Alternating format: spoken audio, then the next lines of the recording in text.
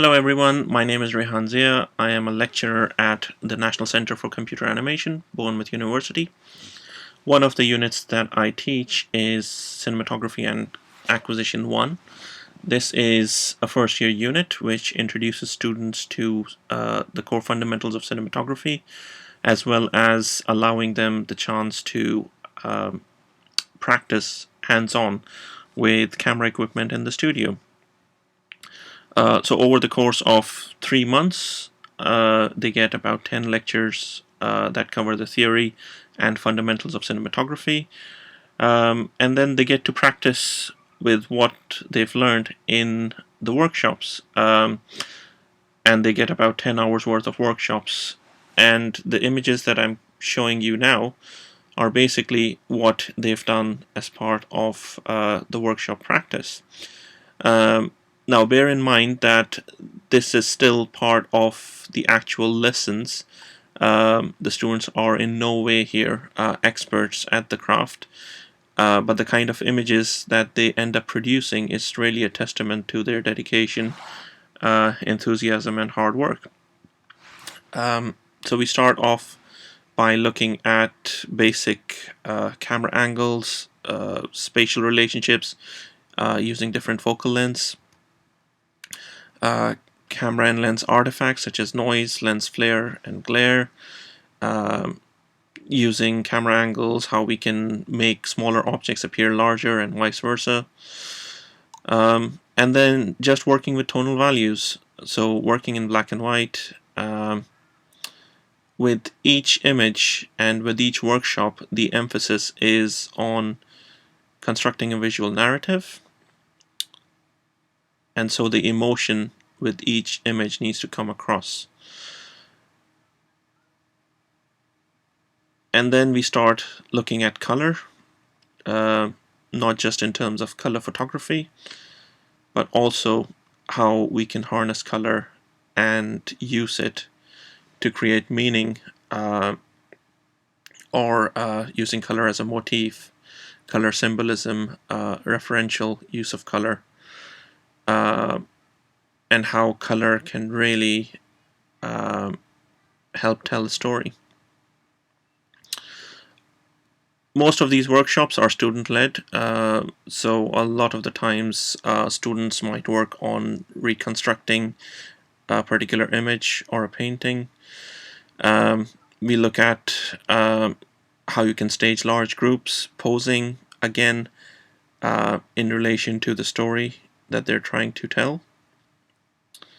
So here we have a zombie apocalypse being fought off with frying pans.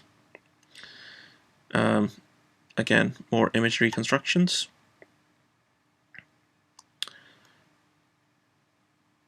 And again, what starts off as an image reconstruction can end up looking completely different. So here we have a dysfunctional family coming together for a meal.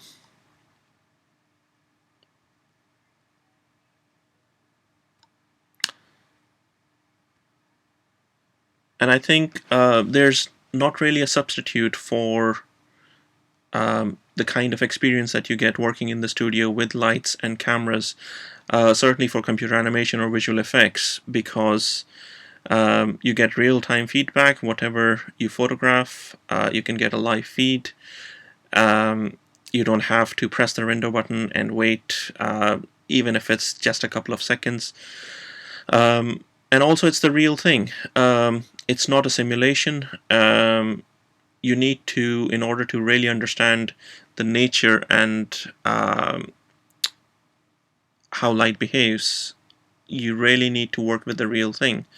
And I'm saying that having taught visual effects for the last 12 years.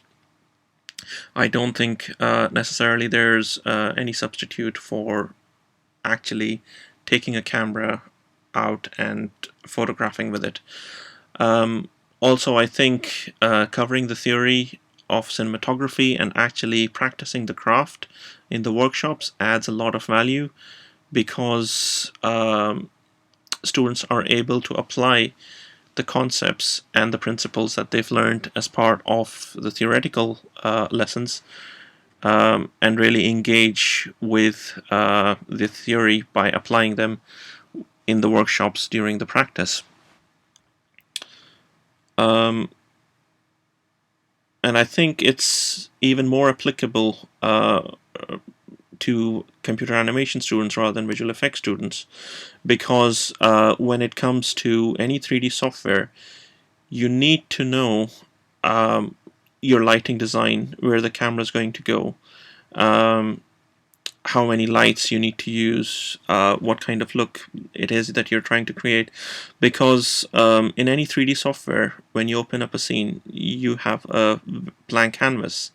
You can have any number of lights in there, but unless you know where to place the lights and what to achieve out of the image, you can very quickly become very, very lost. Um, so you really need to know the fundamentals and the core principles behind the images, behind the lighting and the camera that you will be using as part of your CG visual narrative.